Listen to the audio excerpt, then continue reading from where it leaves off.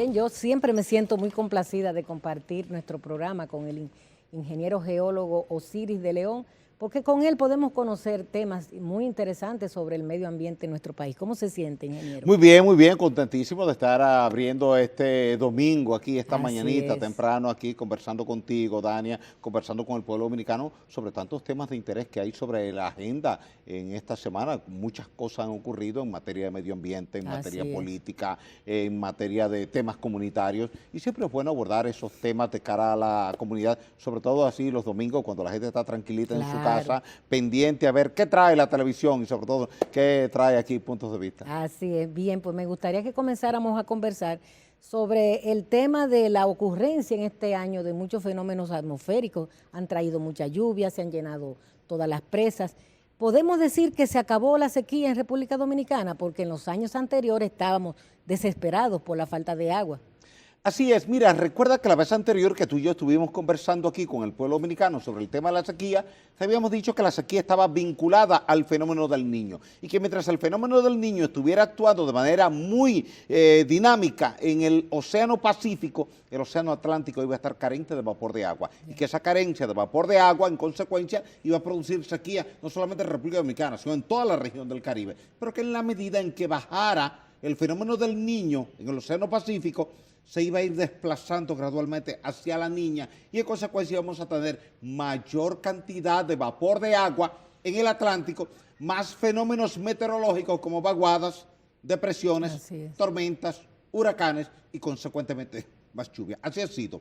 Fíjate que desde abril de este año 2016 cesaron, ¿tú entiendes?, esas situaciones de sequía y comenzaron las lluvias. Desde abril hasta el presente no han parado las lluvias. Tú has tenido semana tras semana un fenómeno de lluvia por vaguada, por onda tropical, por depresión tropical, por tormenta o por un huracán vecino, como el caso reciente del huracán Matthew, que pasa al sur del Caribe, luego se mueve al norte, entra por el canal de los vientos de Jamaica, golpea las comunidades de la península sur de Haití, en Lecay y Jeremí, tanto así que República Dominicana tuvo que mandar un convoy de ayuda, alimentos, tractores, camiones, palas para poder ayudar a Haití, que no tiene equipos ni mucho menos alimentos para esas comunidades.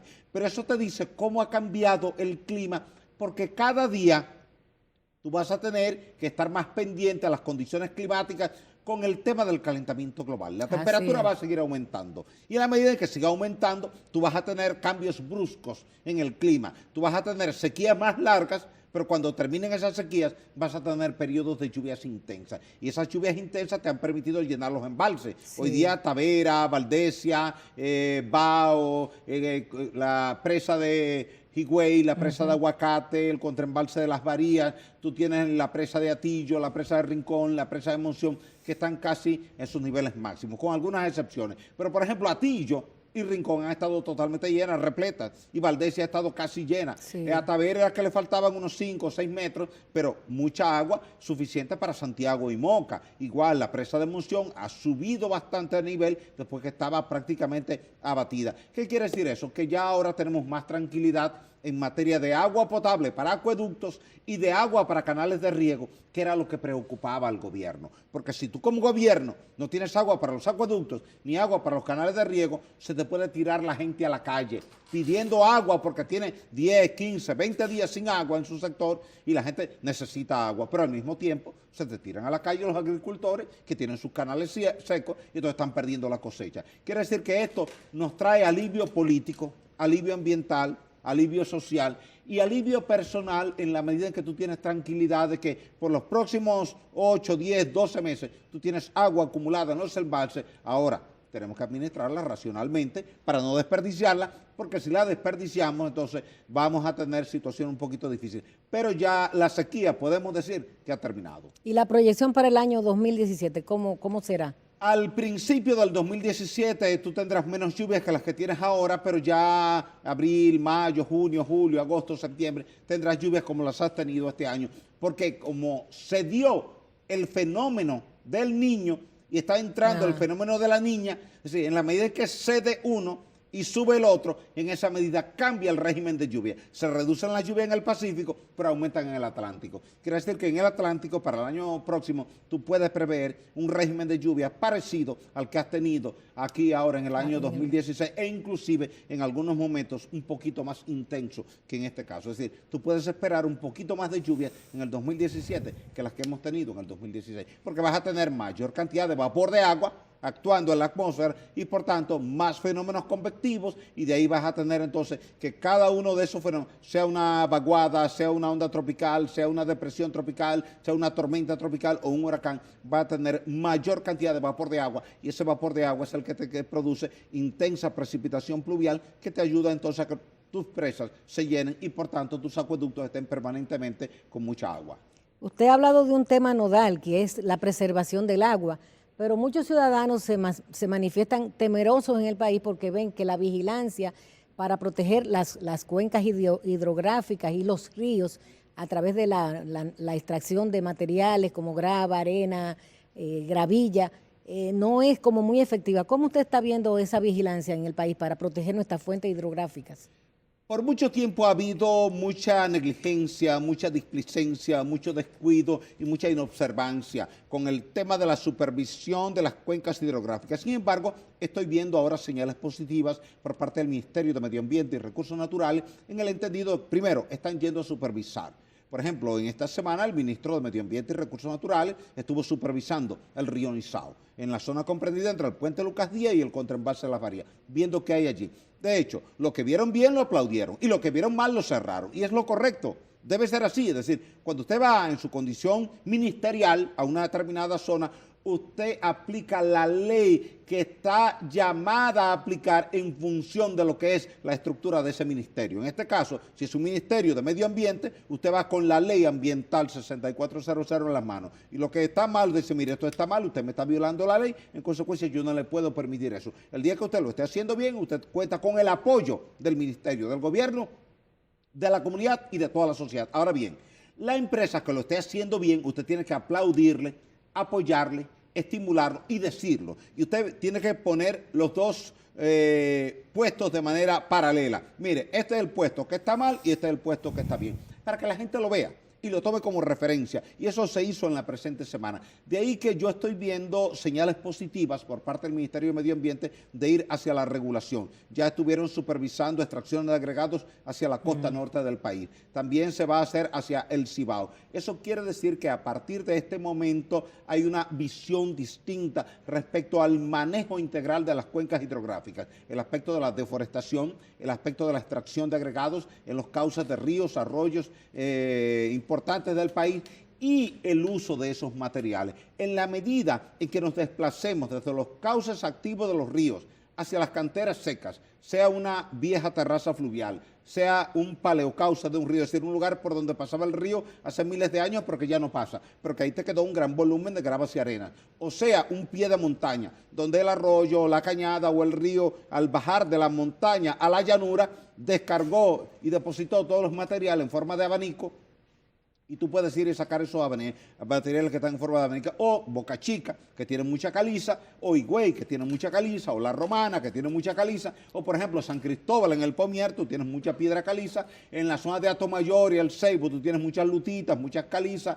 en la zona de Villa González, Las Lavas, Guanábano, Navarrete, tú tienes mucho material de pie de monte, como lo tienes al pie de la Sierra de Martín García, como lo tienes al pie de la Sierra de Neiva y de Bauruco. Quiere decir que el país tiene suficiente volumen de agregados en canteras secas para no tener que ir a lastimar, a descomponer, a dañar la cuenca de un río, sobre todo porque mucha gente quiere el material fácil, y el material fácil es el que tiene buena granulometría, está en el cauce del río, está limpio, y van a veces durante la noche, durante la madrugada, con una pala mecánica, con un camión, sacan el material, lo suben al camión, se lo llevan, lo procesan, lo colocan en el mercado, y eso produce mucha riqueza a costa de deteriorar un recurso natural como un río, y ahí tiene que intervenir, evidentemente, con prontitud el Ministerio de Medio Ambiente. Bien, interesante los planteamientos del ingeniero Osiris de León. Con él vamos a continuar luego de una pausa comercial.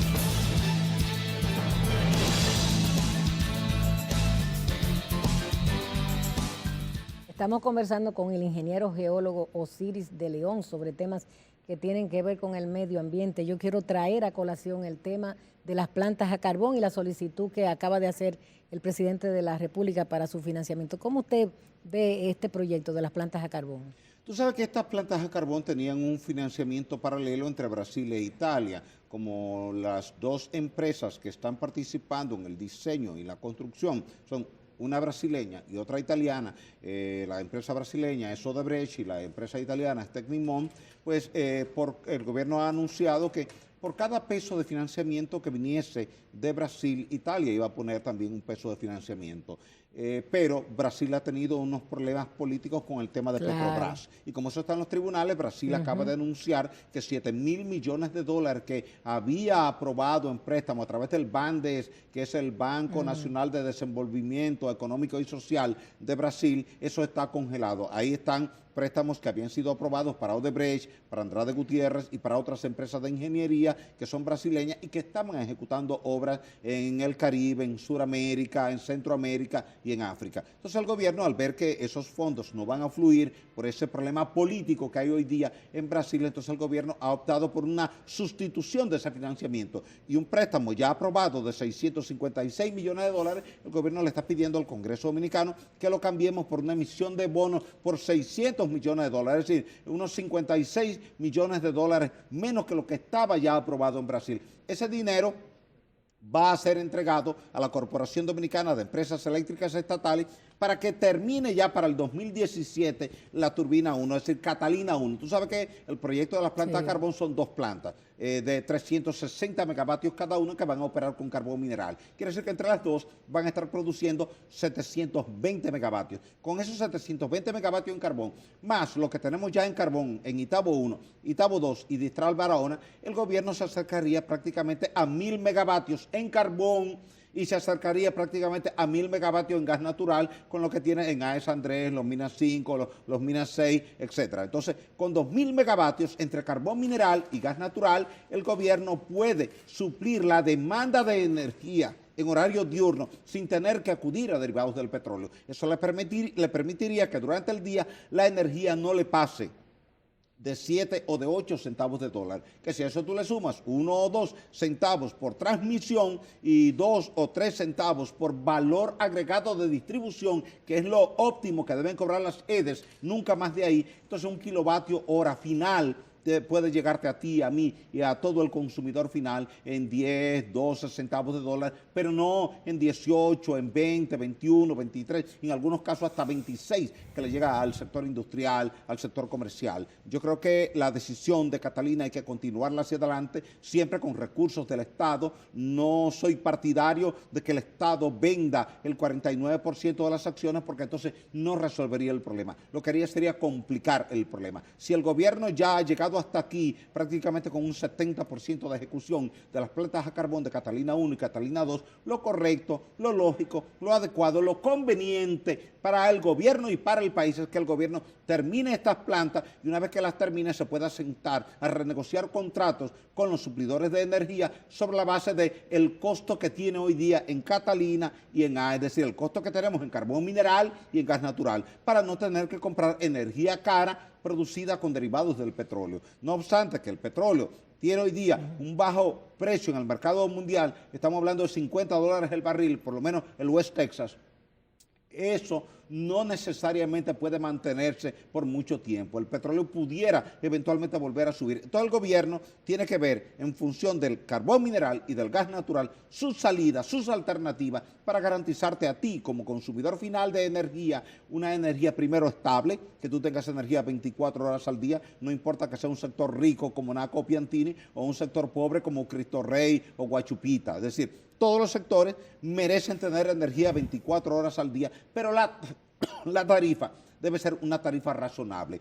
Yo no soy partidario de que ningún consumidor pague más de 12 o de 13 centavos de dólar por un kilovatio hora. Y esa debe ser la meta del gobierno, garantizarle a todo el pueblo dominicano, indistintamente de que usted sea industrial, de que usted sea hotelero, o que usted sea un sector residencial de bajos recursos económicos porque vive en la zona perimetral del río Sama, usted tiene derecho a tener energía eléctrica 24 horas al día y con una baja tarifa. El día que aquí haya una baja tarifa, el gobierno podrá tener calidad y autoridad para pedirle a todo el mundo que pague la tarifa eléctrica. No importa que usted sea un militar que por mucho tiempo ha estado conectado sin tener que pagar la energía, o que usted sea un colmadero que vive en un barrio pobre y que no paga la energía. Cuando tengamos una tarifa decente, el gobierno podrá decirle a todo el mundo, mire, lo hemos ayudado a usted a tener energía 24 horas al día, ahora ayúdenos usted a nosotros a mantener ese servicio, pagando la energía que usted consume cada día. Sí.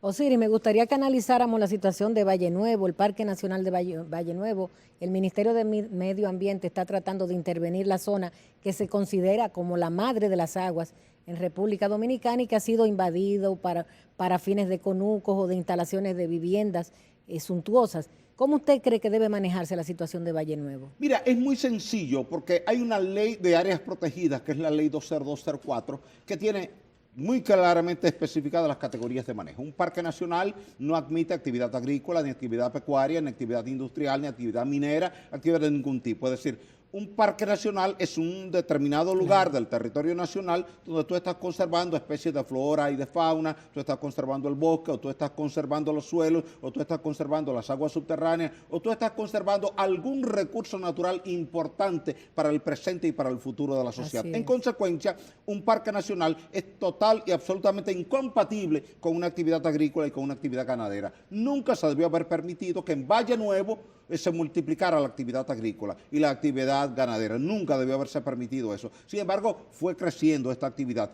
Tú sabes que Valle Nuevo era una reserva científica desde el año 1983. Luego, en el año 1996, preparamos el decreto 233-96. Se preparó en la consultoría jurídica, ahí trabajó el consultor jurídico, trabajamos miembros de la Comisión Nacional para el Medio Ambiente e incluimos a Valle Nuevo en una nueva categoría. En vez de reserva científica, como era hasta ese momento, la incluimos como parque nacional para garantizar protección. Luego, cuando se promulgó la Ley Ambiental 6400, ese decreto 233 que incluía a Valle Nuevo como parque nacional, fue incluido en esa ley como un transitorio para darle fuerza de ley, ya no de decreto, porque hasta ese momento estaba por decreto. Entonces, para que tuviera ahora fuerza de ley, hasta que se promulgara la Ley de Áreas Protegidas, que fue promulgada en el año 2004. Desde el 2004 tenemos un marco regulador del Sistema Nacional de Áreas Protegidas, y ese marco regulador nos dice que la agricultura es incompatible con la protección del bosque y la protección de las aguas. En consecuencia, la agricultura de alta montaña, de alta pendiente, muy erosiva, muy agresiva y muy extensiva, le ha hecho daño a la cabecera del río Nizao, y el río Nizao es el río que está represado en Higüey, en Aguacate, en Valdesia y en el contraembalse de Las Varías. De ese río Nizao salen 6 metros cúbicos por segundo para el acueducto de Santo Domingo, sale 1 metro cúbico por segundo para el acueducto de San Cristóbal, salen 12 metros cúbicos por segundo para el canal Marcos a Cabral, y salen 8 metros cúbicos por segundo para el canal Nizao Najayo. Pero desde Valle Nuevo también sale el río Las Cuevas y el río Grande, que alimentan la presa de Sabanayegua, y la presa de Sabanayegua es la que alimenta el canal Isura, que es Yaque del Sur, Asua. Pero también de ahí salen algunas cabeceras de arroyos que van al río Tireo, donde está la presa de Pinalito, y van al río Blanco, donde está la presa de Río Blanco. Lo que quiere decir que Valle Nuevo es una zona neurálgica, es una zona importantísima desde el punto de vista del recurso agua. Y tú comenzaste esta entrevista hablando del recurso agua. Si el gobierno quiere proteger el recurso agua,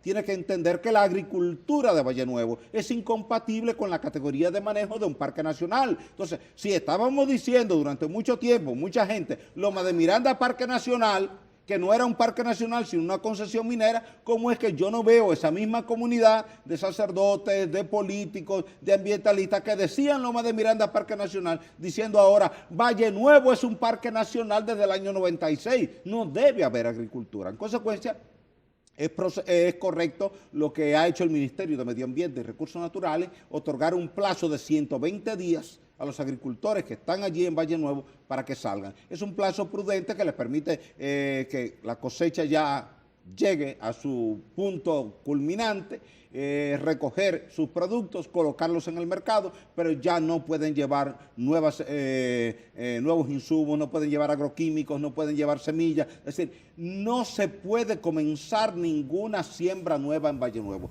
Valle Nuevo tiene que entrar, tan pronto salgan los agricultores, en un proceso de reforestación urgente, para que las pináceas, cuando vuelvan a crecer, sobre todo el Pinus caribea, entonces permitan atrapar el vapor de agua que viene en la neblina que toca esa zona al atardecer y al amanecer, y por tanto entonces tú tengas ahora mayor caudal en los manantiales que alimentan las cabezas de los ríos que hemos citado, y que el país pueda garantizar tener suficiente agua para nuestros hijos y para nuestros nietos. Valle Nuevo es un área protegida y no admite ningún tipo de actividad agrícola, y no se trata de lastimar al sector agropecuario ni de lastimar a los agricultores. Ellos, que también son preocupados por el medio ambiente, también están en la lista de los perjudicados por esa actividad agrícola. Es como cuando alguien está comiendo un alimento de buena fe, que cree que se está alimentando, y luego se entera que se está intoxicando con ese alimento. Ellos, tanto los de Ocoa como los de Constanza, se están perjudicando con una actividad que están desarrollando, pero no lo saben. Y nosotros, como medio de comunicación, el gobierno, a través del Ministerio de Medio Ambiente y todos los demás medios de comunicación, deben ayudarlos a entender a ellos que con lo que están haciendo, están perjudicando el presente y el futuro de esta generación y de las que vienen. Nos queda un minuto, se los regalo para sus recomendaciones finales. Mi recomendación es que el Ministerio de Medio Ambiente y Recursos Naturales siga aplicando la Ley Ambiental 6400 en materia de ríos, arroyos, cañadas, en materia de reforestación, en materia de protección de los recursos naturales, que aplique la Ley de Áreas Protegidas 20204, que el gobierno siga adelante con las plantas a carbón de Catalina 1 y Catalina 2, que el 100% de las acciones sigan en manos del Estado, y que con esto podamos encontrarle definitivamente una salida al grave y viejo problema eléctrico que nos ha golpeado a todos, que ha encarecido el costo de la vida y que ha drenado del Estado 10.000 millones de dólares en los últimos 10 años sin una tasa interna de retorno que sea adecuada. Así que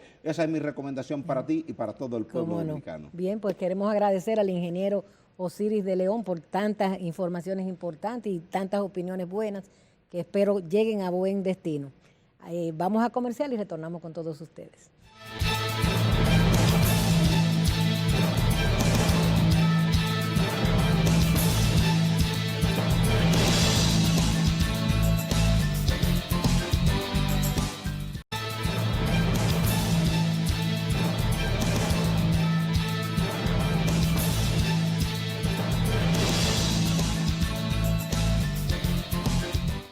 Amigos televidentes, muy buenos días, y como siempre nuestro agradecimiento por acompañarnos en otra propuesta de Palpitar Económico de Puntos de Vista, que en esta mañana dominical tiene la grata compañía del doctor Porfirio García Fernández, economista, ex rector de la UAS y co-dueño, co-productor de esta sección Palpitar Económico. Buenos días. Buenos días, Héctor. ¿Cómo le va? Bien, para mí un placer estar aquí contigo. Bueno, ya hemos hecho de esta época una especie de costumbre.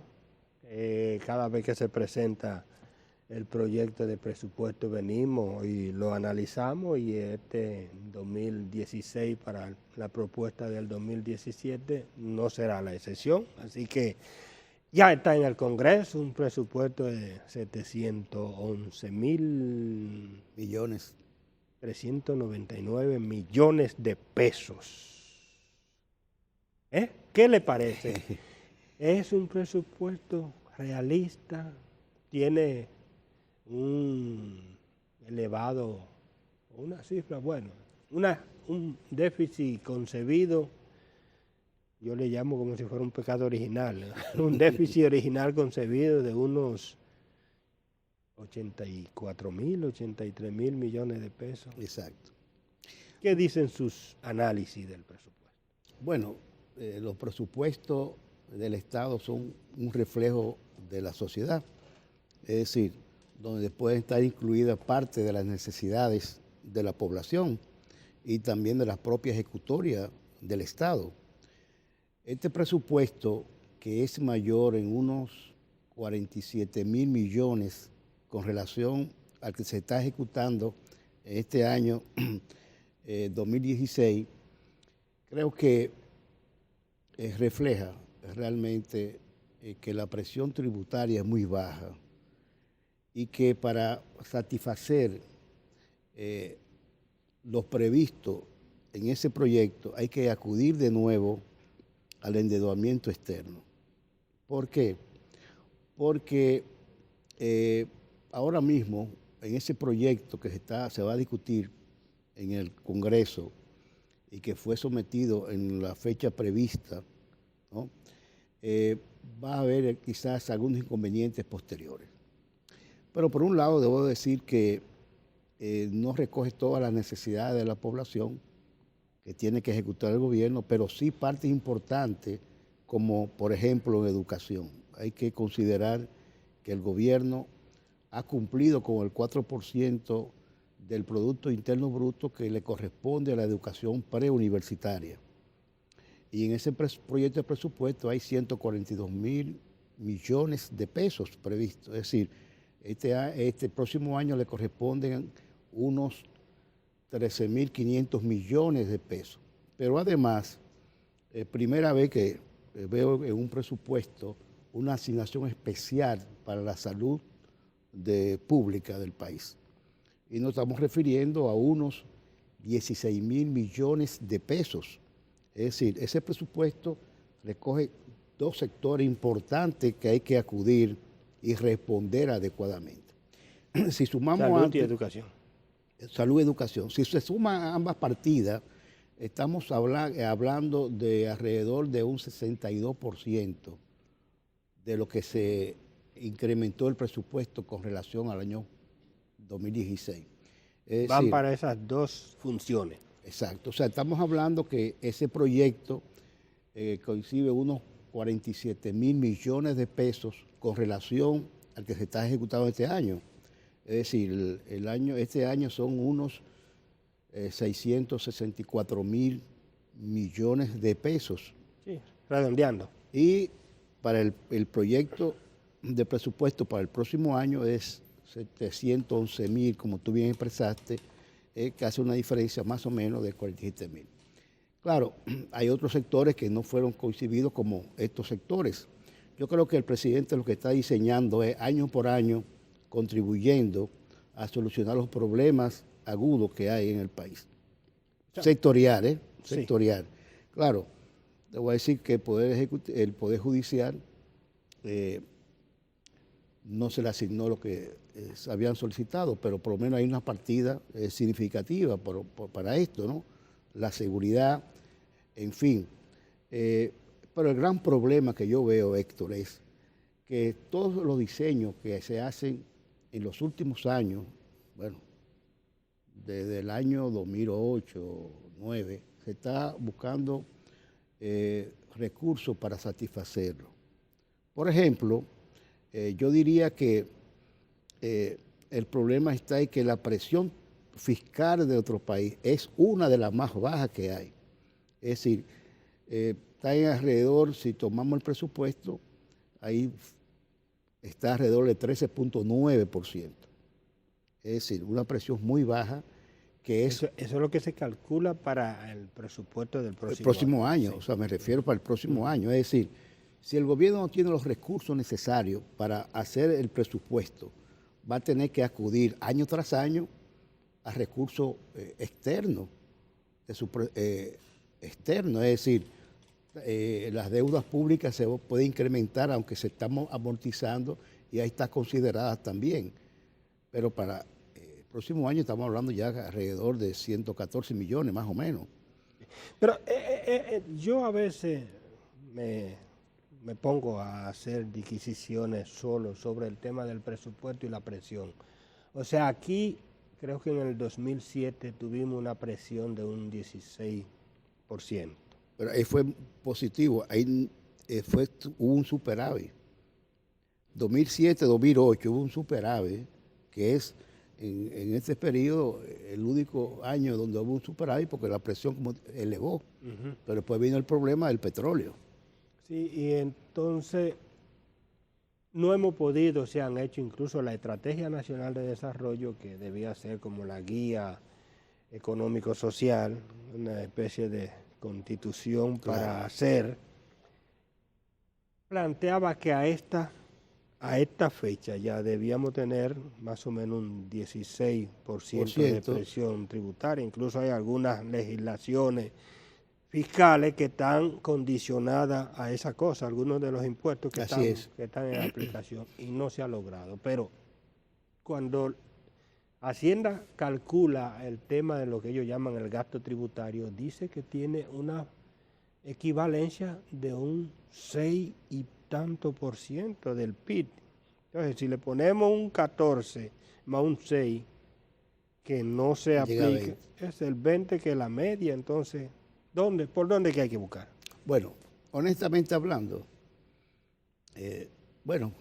Mujica, ese honorable presidente uruguayo, que realmente me sorprendió aquí ver la juventud escuchándolo, decía que lamentablemente en este país son los pobres que pagan los impuestos y un poco la clase media baja, ¿no? Entonces, ¿dónde está el problema? Tenemos ahora mismo un nuevo director en la Dirección General de Impuestos Internos, donde ha planteado que aquí hay una evasión fiscal de un 35 a un 40%. Es decir, lo que tiene que captar el Estado para precisamente responder a las demandas y a las necesidades de la población, ¿no? Entonces, ¿qué resulta? Bueno, el mismo Magín dio unas declaraciones ayer, anteayer. El viernes, que salieron publicadas el viernes. Entonces, ¿qué resulta?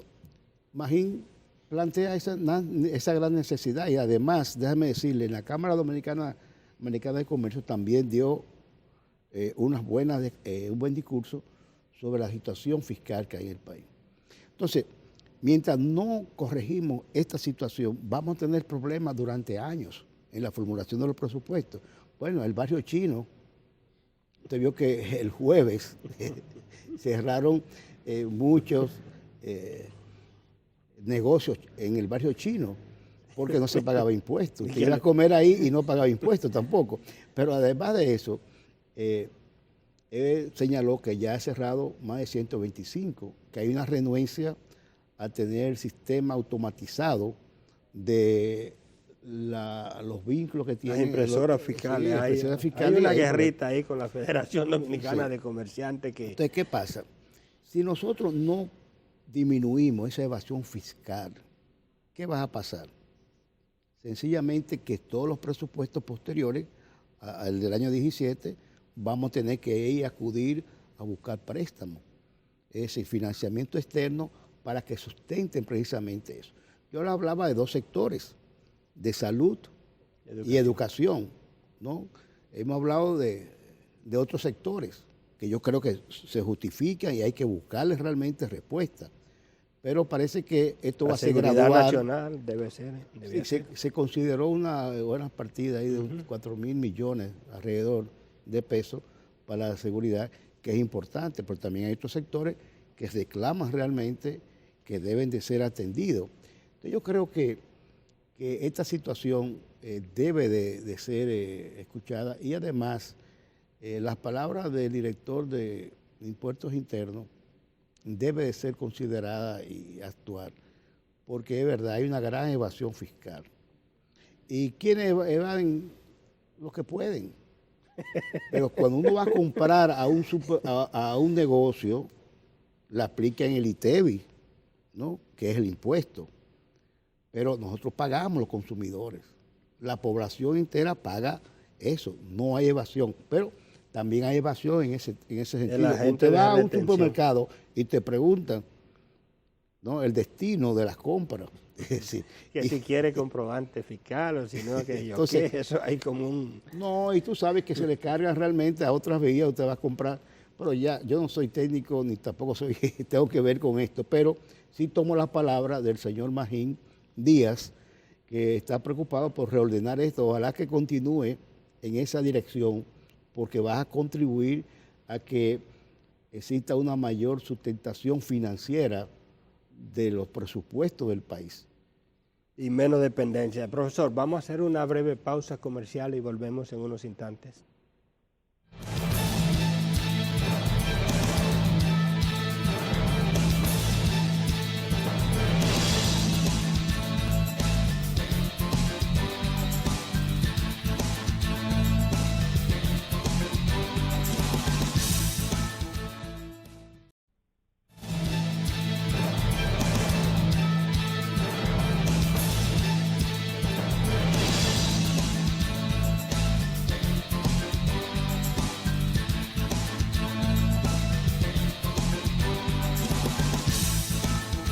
Continuamos la conversación con el doctor Porfirio García Fernández, economista y ex rector de la UAS.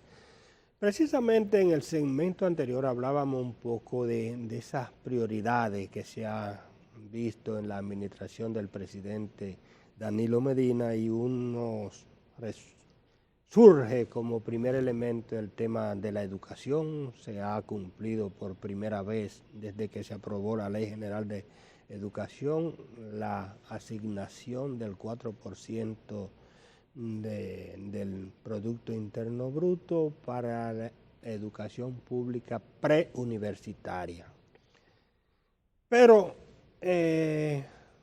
para nadie es un secreto que incluso en la propia Universidad Autónoma de Santo Domingo, que es, diría yo, el receptor por excelencia de la masa estudiantil que sale del sector público, ha estado reclamando una mejoría en sus asignaciones. No sé si parecería que se le dio algo, pero ni cerca de lo que ellos aspiraban, porque ellos aspiraban, incluso todo el mundo aspira a lo que hay leyes específicas que dicen que se le dé.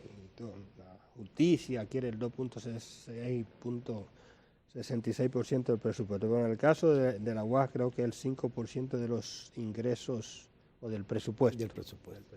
Bueno, no se concibió. Entonces, qué sé yo, me gustaría como economista, ex rector de la UAS, si debía haber una mayor correspondencia, tomando en cuenta que esos muchachos que salen de ahí, en su mayoría la vocación es caer allá. Mira, yo dije que el presidente, en mi entender, cada año se ocupa de algunos sectores, ¿no? Ya hablamos de salud y la educación preuniversitaria, pero yo entiendo que hay que hacer un esfuerzo por parte del gobierno de revisar la partida que se le va a entregar a la universidad para el próximo año, que es de unos 500 millones de pesos. El aumento. El aumento, ¿no? Ahora mismo tiene 7.200 millones, llegaría a unos 7.700 millones de pesos, ¿no? Yo entiendo que la universidad recibe alrededor de un 80% de la educación preuniversitaria pública. Ahora mismo tiene alrededor de 100.000 estudiantes, únicamente de grado, ¿no? Sin contar posgrado. Entonces yo considero que se debe de hacer una revisión, porque esos estudiantes que van a salir ahora de las preuniversitarias van a ir a las universidades autónomas, una gran mayoría, por cosas que, bueno, está de más decirla, pero sí debo señalar que esos estudiantes deben ser analizados por el Ministerio de Educación Superior pensando en carrera técnica, por ejemplo. No todos van a hacer una carrera ya completa, ¿no? Pero sí técnica. Entonces yo entiendo que la Universidad Autónoma es la única en América Latina que tiene 19 recintos, ¿no? Es la más pobre de todas en presupuesto público. Pero además de eso, debo decirle que aparte de tener 19 recintos en el país, tiene además las carreras que se pueden apropiar para esto. Y además pensar en carrera técnica, que muy bien puede hacerla en combinación con el mismo Infotec que tiene el laboratorio. Entonces, ¿qué resulta? En América Latina también la universidad es la que tiene más estudiantes por profesor. Es decir, un promedio de 50 estudiantes por aula, promedio. Usted va a Puerto Rico, que tiene un presupuesto, por ejemplo, de 2.300 millones de dólares para apenas 65.000 estudiantes, pero además no pasan de 30 estudiantes por aula. Entonces yo creo que sí, que el gobierno debe también pensar en la universidad autónoma. O sea, más de 90.000 millones de pesos, si hacemos la equivalencia. Ah, no, claro, lógico, más de 90.000 millones de pesos, ¿no? Pero tú también comparas, por ejemplo, otros países. En México la UNAM es todo un poder, ¿no? Entonces yo creo que si el gobierno está sembrando, que yo lo felicito al presidente y se lo he dicho pública, se lo he dicho personalmente, usted está sembrando en la educación preuniversitaria. Hay que pensar también en la educación superior. Fortalecerla un poco. Claro, fortalecerla. Además de eso, los laboratorios hay que actualizarlos, hay que modificarlos. Es decir, la universidad requiere más profesores. Apenas tiene 3.300 profesores, tengo entendido, no tengo todos los datos a mano, pero tengo entendido, ¿no? No más de ahí. Yo creo que es un gesto del gobierno, inclusive a los propios legisladores, pensar en que debemos hacer un bien precisamente para contribuir con la política del gobierno de fortalecer la educación. Por eso, si hemos aplaudido del 4% del Producto Interno Bruto que le corresponde por un acuerdo, debemos también pensar en la superior. Yo creo que, y volviendo al tema inicial, lo único que puede salvar un presupuesto de Estado en nuestro país es una revisión profunda de la presión tributaria.